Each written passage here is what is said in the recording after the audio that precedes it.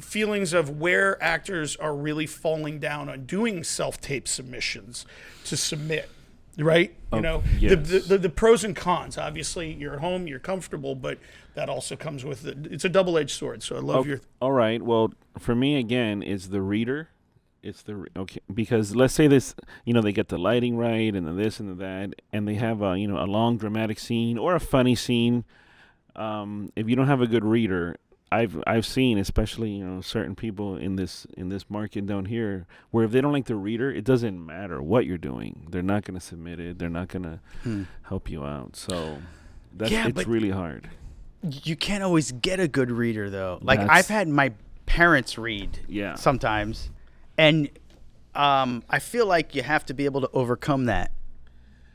Yeah. You know what I mean? Like you have to be able to insert, like use your imagination. And yeah, it's my mom saying this line and she's going to be horrible, but in my mind what I'm hearing is how that other character is actually going to say it. Right? And I'm reacting to that. True.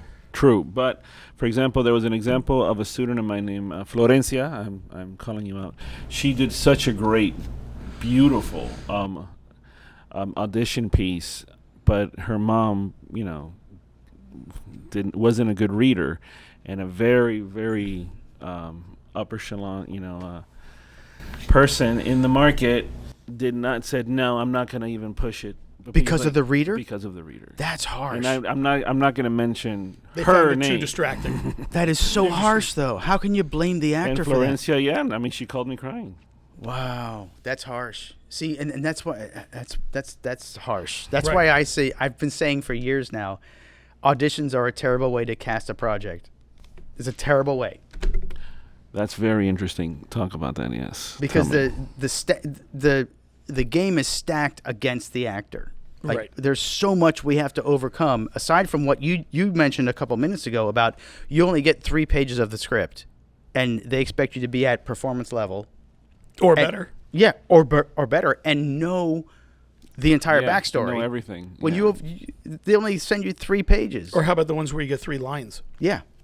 Or 1. And you have to tell you have to give your a performance level. Right.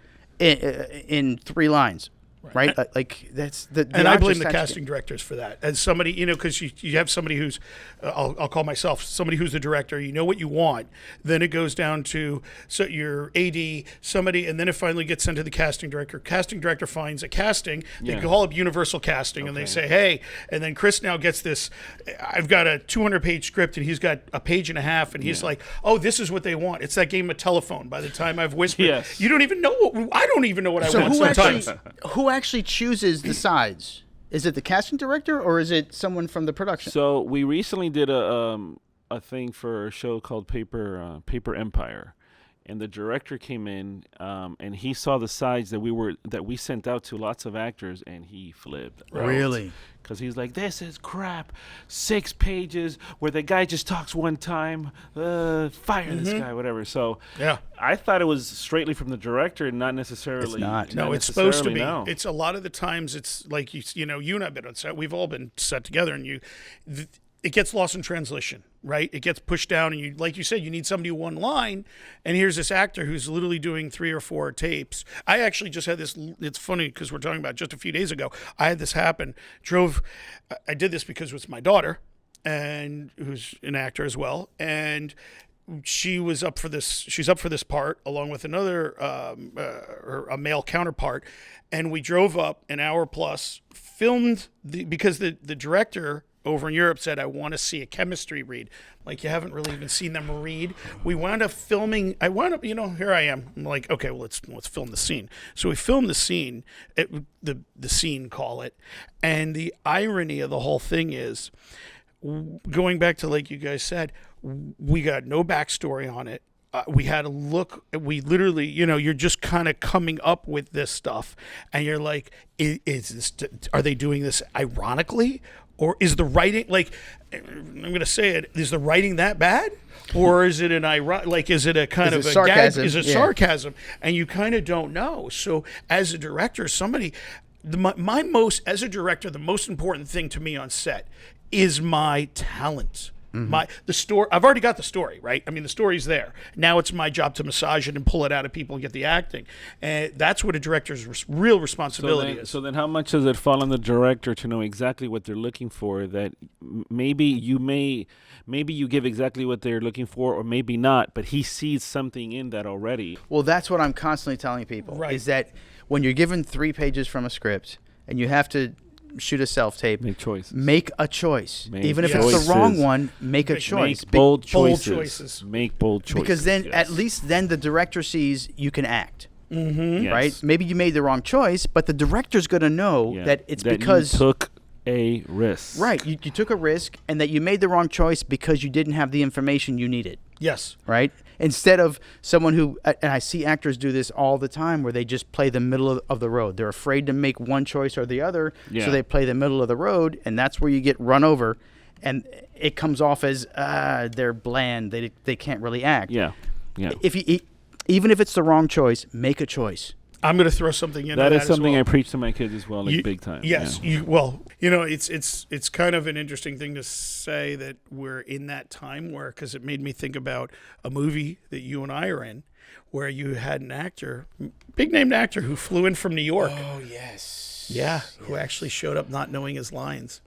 And so it's interesting. And he got upset with the director. Yeah, I know. For expecting him to know his lines. I know. That was interesting. It's funny Tim you and I said talked that. about. We'll get Tim on this show, and we'll get that. It's We'll go funny you deep said in that. I've recently worked with some, LA actors that they don't know their lines. They know that they don't have to know their lines because they bring in their laptop, and then I have to scroll it for them off camera, like it's a teleprompter. Oh, good God. And that's happened on several occasions. Yeah, I've shot a bunch of corporate stuff recently and teleprompter work, and people have said, "Oh yeah, they've done teleprompter." I've called the agent actually and said, "What are you talking about? This person, I need to bang these things out. It's a business. Let me back up. It's a business. Time is money. And I'm billing a client.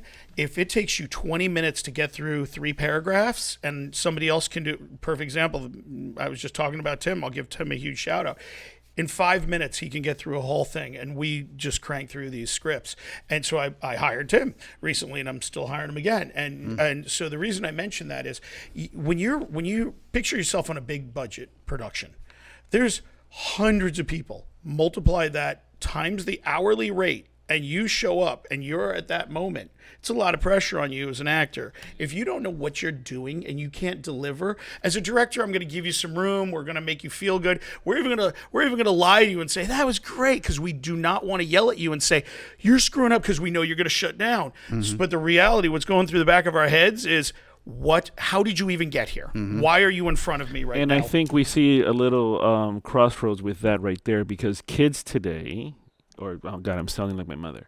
But they're like... what's wrong with the kids today. Okay, they don't understand that it's a business, and a director doesn't necessarily have to do what Victor just said. Mm-hmm. Okay? You have to know it.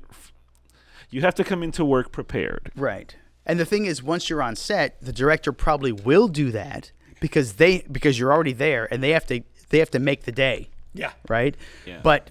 this is another thing I'm losing the light, they're losing the sun, they're losing this. They right. don't have time for that. And I'm constantly telling my people this is once you book a gig and you're on set, your goal is to book the next gig. And you want to make everyone on set want to work with you again. I get the vast majority of my work now is from word of mouth. Absolutely. People, I know directors you've worked with and they love you. Do not rely on your agent to be constantly hooking you up with new people, like people you've worked with before. If they want to work with you again, you'll start getting phone calls just offering you roles. Yes. And that's the best position to be in. But you need to conduct yourself on set in a way that's going to foster that.